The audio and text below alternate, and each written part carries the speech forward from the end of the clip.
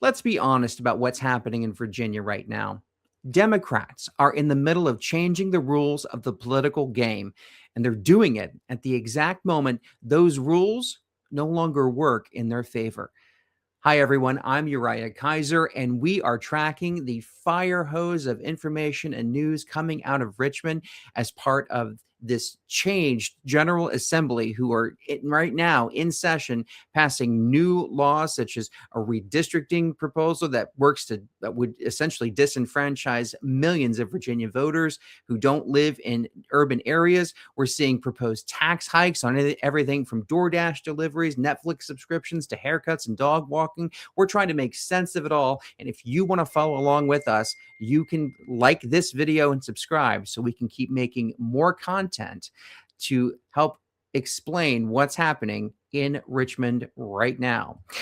Back in 2020, when Democrats controlled the General Assembly and the governor's office, they passed what they proudly called one of the strongest anti-gerrymandering laws in the country.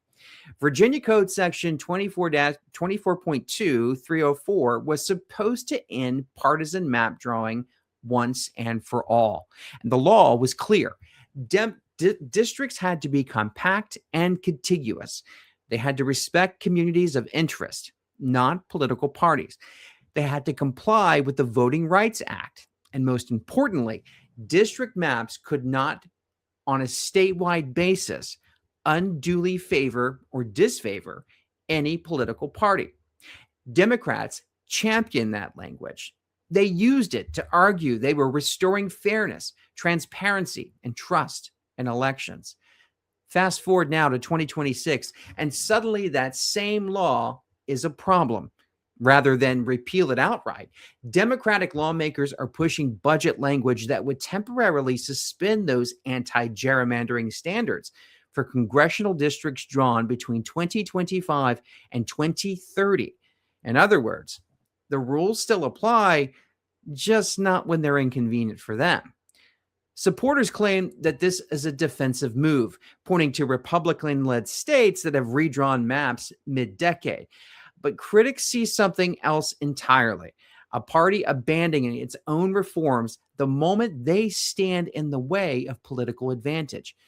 That brings us to Governor Abigail Spanberger's first bill signings. On February 6th, she signed 4 enabling bills, each setting up a statewide vote on a proposed constitutional amendment. On the surface, this looks like a handoff of power to voters, but in reality, it's a carefully timed political strategy. The first referendum would enshrine marriage equality in Virginia's constitution, removing unenforceable language added in 2006. The second would create a constitutional right to reproductive freedom.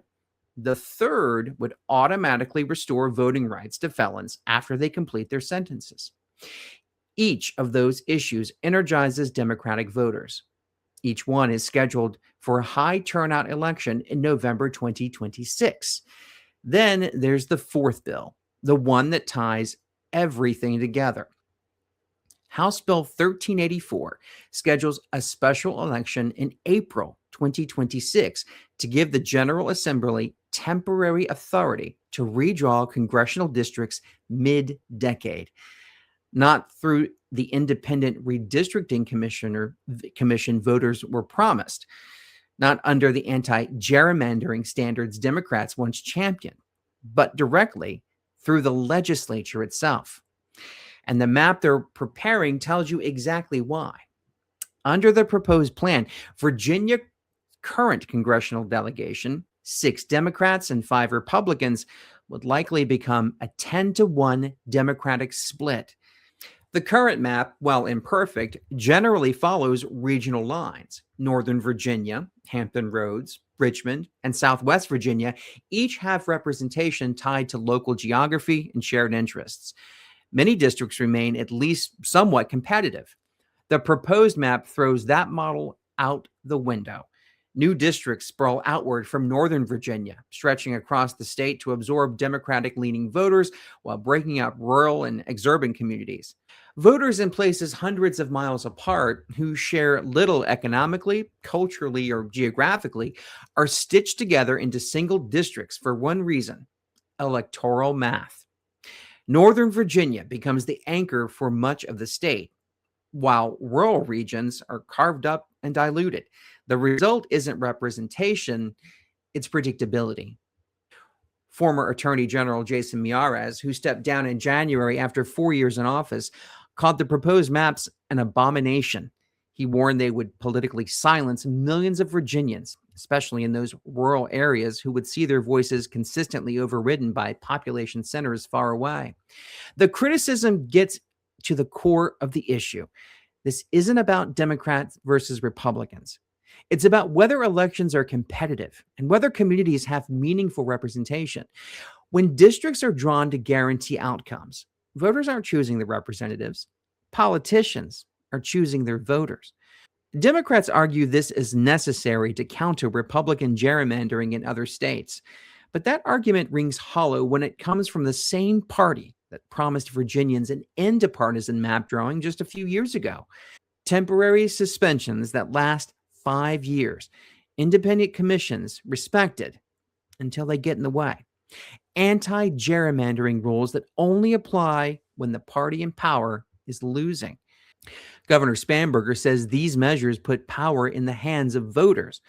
Technically, that's true, but voters are only being asked to approve options carefully structured by the majority party. And that's the real takeaway here. If the rules governing elections and representation can be set aside whenever they become inconvenient, then fairness becomes conditional and trust in the system erodes. In Virginia, the question isn't just what the maps will look like, it's whether the promises made to voters in 2020 still mean anything in 2026.